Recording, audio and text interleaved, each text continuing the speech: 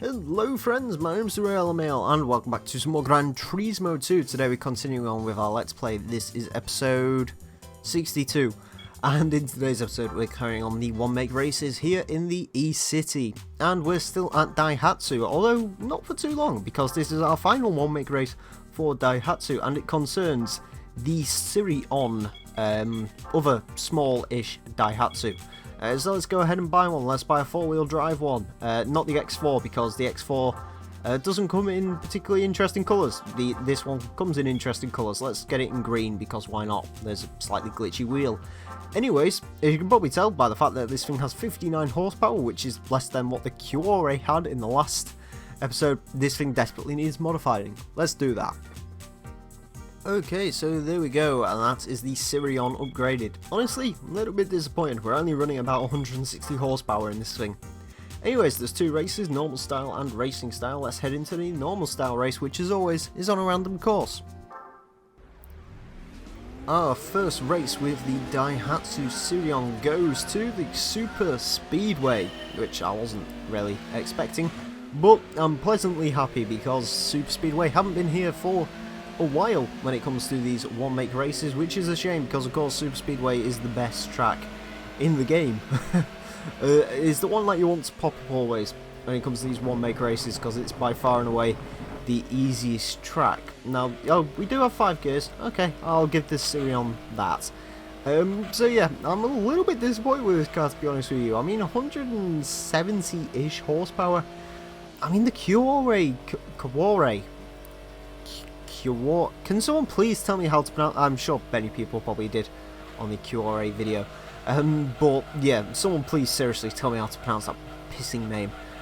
But yeah, anyways, I am a little bit disappointed with the amount of power the Sirion had. It's got less power than that thing did, which is a bit of a shame. However, it's not that shabby in a straight line. I mean, that's 215 kilometers an hour.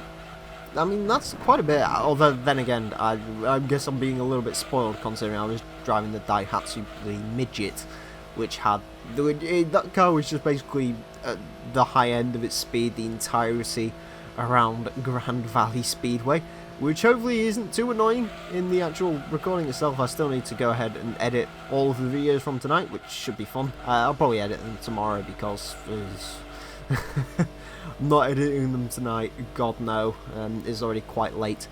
But anyways, there we go, Super Speedway, over and done with, nice and easy, bish bash bosh, there we go.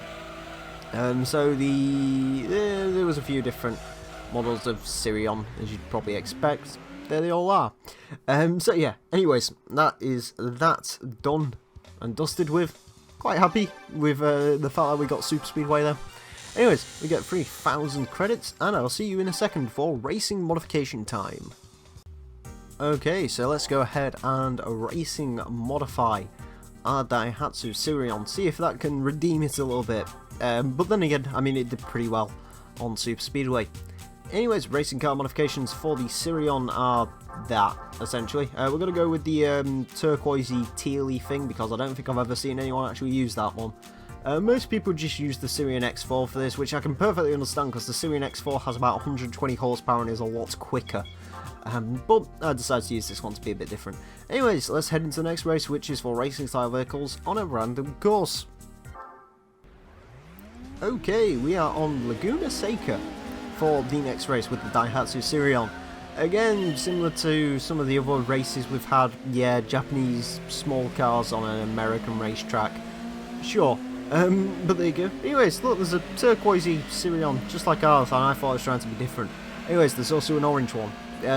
Yeah, depending on the model of Sirion you go for, there's different colours available. If you go for the X4, purple is available to you, and some very, very light green. I believe we may have had the light green available on this one too. If you go for this model, you've got the turquoise, and I'm not too sure if you go for the two-wheel drive one. Although I believe those orange ones may be the two-wheel drive one, because I don't think you can get orange on either the X4 or this particular model. So yeah. Anyways, I do actually have a playlist on this channel. If any of you are curious as to the racing modifications for each of the vehicles. It's not my videos, so credit goes out to, I believe it was Random Car Guy 19 or it could have been Matt J155. Either way, actually no, it's Random Car Guy. I'm virtually certain on that. He uploaded all the racing style modifications on Gran Turismo 2. I merely put a playlist together for them, so that's on my channel if you want to check that out. All credit to him, of course. Not my videos, I just arranged them in that playlist. Which, to be honest with you, I didn't actually realise this, but that playlist got a hell of a lot of views. I literally put that playlist together basically for myself, so that if I was ever playing Gran Turismo 2, I wanted to play around with a specific car, you know, I could know what race mods comes with it. What I didn't really expect is the fact that that playlist has like 600-700 views on it, and like I wasn't even aware of that. I remember I actually checked it one day and it had like 596 views, and I was like, oh, okay, sure, why not? So yeah, that playlist. There's also one for Gran Turismo 1 racing car modifications, which, yeah, I put that together recently, in case anyone's curious about those. Hint hint nudge nudge, I'm fairly certain that in that video, and this shows you how biased Gran Turismo is towards the Japanese vehicles, that is one episode for all of the North American, British, whatever cars done, and then the remaining 5 episodes are all racing mods for the for the Japanese cars. Gran Turismo 1 is a game we will have to play one day. Again, I do want to do it at some point shortly. I'm not really sure when I'm going to do it. Like I said a few episodes ago, I think what's going to happen is I'm going to finish GT2, and then after this I'm probably going to take a break from the Gran Turismo series for a little bit, do some Need for Speed games or some sort of more casually arcadey games or shorter games, and then eventually I'll come back to Gran Turismo 2 within a few months or so, and I may do the original Gran Turismo game. That being said, there is still an awful lot to do here in GT2. We haven't even scratched the iceberg just yet. Anyways, yeah, that's that for the racing modified race with the Sirion. A lot closer behind was the vehicles. Yeah, I do think that, yeah, those, oh wait, no, they're the X4s. So which one's the two-wheel drives? So I assume black is a two-wheel drive colour? Yeah, I don't think I've seen the black on anything else. And the orange is for the X4s and the, I don't know. Anyways, again, just Google it. I'm not a prophet or anything. Anyways, we get 5 grand, and yeah, I will see you guys in a second for the wrap up.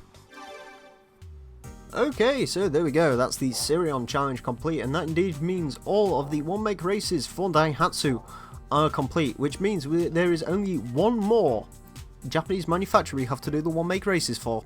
You probably guessed, it's Mazda. So stay tuned for the next episode where I'm going to be using an old triangular friend of ours. So yeah, anyways, I want to thank you all very much for watching. Mine has been the Real Emile, and until next time, farewell.